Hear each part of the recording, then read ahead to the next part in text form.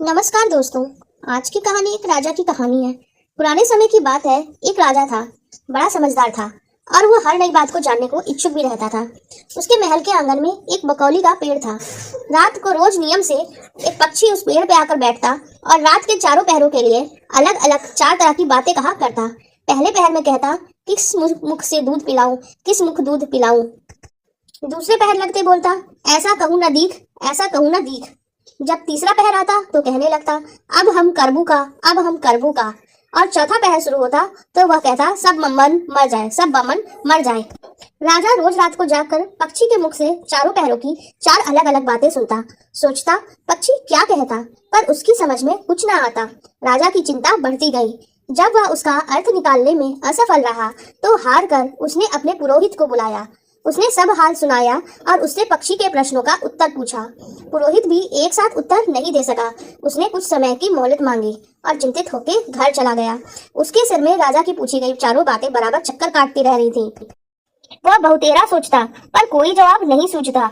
अपने पति को हैरान देख ब्राह्मणी ने पूछा, तुम इतने परेशान क्यों दिखते हो, मुझे बताओ बात क्या है। ब्राह्मण ने कहा, क्या बताऊं, एक बड़ी ही कठिन समस्या मेरे सामने आ खड़ी हुई है। राजा के महल का जो आंगन है वहां रोज रात को एक पक्षी आता है और चारों पहरों में नियत नियम से 4 अलग अलग बातें कहता है। राजा पक्षी की उन बातों का मतलब नहीं समझा तो उसने मुझे उनसे उसका मतलब पूछा और पक्षियों की पहेलियां मेरी भी समझ नहीं आ रही। राजा को क्या जवाब दूं, बस इसी उधेड़बुन में हूँ। ब्राह्मणी बोली, पक्षी कहता क्या है, जरा मुझे भी तो सुनाओ। ब्राह्मणी ने चारों पहरों की बातें जब सुन ली तो वह बोली, वाह, यह कौन सी कठिन बात है, इसका उत्तर तो मैं भी दे सकती हूँ। चिंता मत करो, जाओ राजा को जाकर कह दो कि पक्षी की बातों का मतलब मैं बताऊंगी। ब्राह्मण राजा के महल में गया और बोला, महाराज, आप जो पक्षी के प्रश्नों का उत्तर जानना चाहते हैं उसको मेरी स्त्री बता सकती है। पुरोहित की बात सुनकर राजा को उस स्त्री को बुलाने के लिए पालकी भेजा जाता है। ब्राह्मणी आ जाती है। राजा रानी उन्हें आदर से बैठाते हैं। रात हुई तो पहला पक्षी बोला, किस मुख दूध पिलाऊं, किस मुख दूध पिलाऊं। राजा ने कहा, पंडितानी सुन रही हो पक्षी क्या बोलता है। वह बोली, हाँ महाराज सुन रही हूँ, वह अधकट बात कहता है। राजा ने पूछा, अधकट बात कैसी। पंडितानी ने उत्तर दिया, राजन सुनो पूरी बात। लंका में रावण भयो 20 भुजा 10 शीश, माताओं की काजा कहे किस मुख पे दूध पिलाऊं, किस मुख दूध पिलाऊं। लंका में रावण ने जन्म लिया है, उसकी 20 भुजाएं हैं और उसके 10 शीश हैं। उसकी माता कहती है कि उसे उसके कौन से मुख से मैं दूध पिलाऊं।